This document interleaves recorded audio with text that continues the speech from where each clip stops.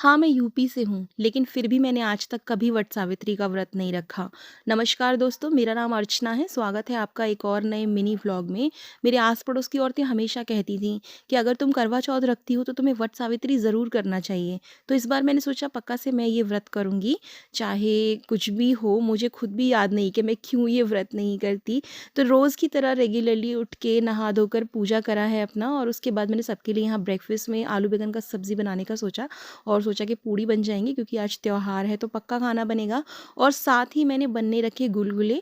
और जिन्होंने मुझे इस व्रत के बारे में बताया उन्होंने कहा कि अगर तुम पहली बार कर रही हो तो ज़्यादा परेशान मत होना, सिर्फ पुए या जिन्हें गुलगुले भी बोलते हैं वो बना लेना, उसी से पूजा हो जाएगी।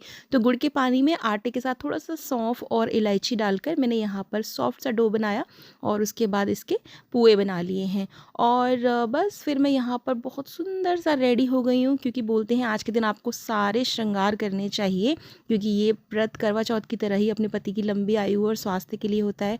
और मैंने पतिदेव को भी ज़बरदस्ती कुर्ता पहनवाया, वो तो आराम से संडे मोड में थे, निक्कर और टी शर्ट में। मैंने कहा प्लीज़ कुर्ता पहनो और मेरे साथ चलो क्योंकि आप नहीं चलोगे तो ये वीडियो कौन शूट करेगा, मैं तो पूजा में बिज़ी रहूँगी।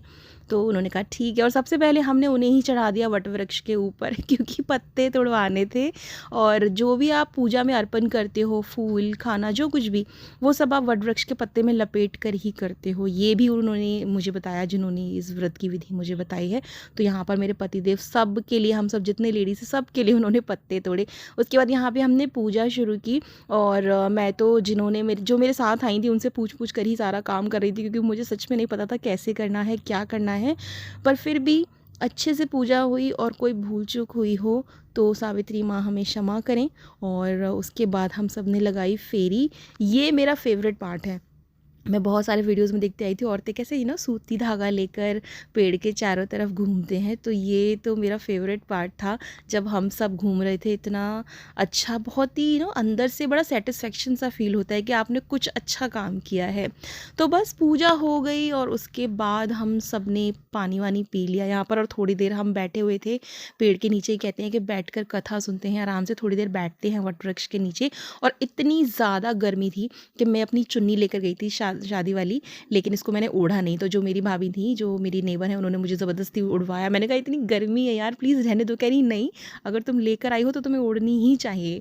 तो बस फिर 1-2 फेरे तो मैंने नॉर्मली लगा लिए जब तक उनकी नज़र नहीं पड़ी मुझ पर। जैसे ही उनकी नज़र पड़ी उन्होंने ज़बरदस्ती मुझे चुन्नी ओढ़ने को बोला।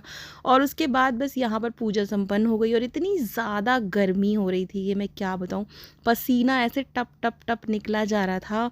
और ये जो धागे में पत्ता लपेट के मंगलसूत्र की तरह इसको पहनते हैं वो पतिदेव ने पहनाया। और यहाँ पे एक लड़की अपना फ़ैन लेकर आई थी पोर्टेबल वाला, तो मैंने उससे ले लिया। मैंने कहा ज़रा मुझे दो, थोड़ी हवा करने दो, बहुत ज़्यादा गर्मी हो रही है। और यहाँ पर हम करवा रहे हैं फ़ोटो सेशन।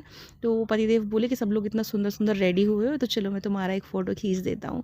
और कुछ फ़ोटो हमने भी क्लिक कर लिए अपने। बस उसके बाद मैं घर आई, फटाफट से मैंने खाना लगाया क्योंकि पतिदेव को बहुत भूख लग रही थी। और मुझे पता चला कि उन्होंने भी मेरी वजह से पानी नहीं पिया था, कि बोले जब तुमने नहीं पिया तो मैं कैसे पी सकता हूँ।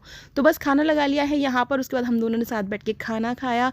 अगर आपको व्लॉग पसंद आया तो लाइक करें। मिलते हैं, बाय बाय इस गर्मी में। Bye bye.